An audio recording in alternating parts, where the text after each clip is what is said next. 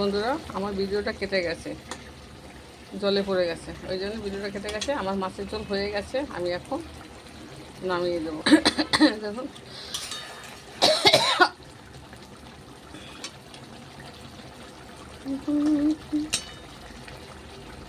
জিন্দগি তো এরকমই থাকে।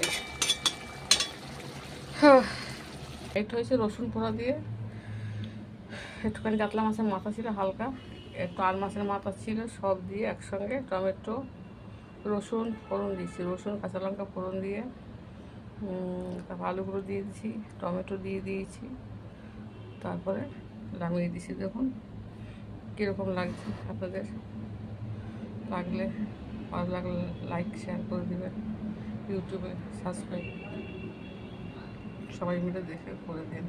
আপনারা করলে তো আমরা আছি না, আমরা না করলে, আপনারা না করলে আমরা কী করে থাকবো বলুন।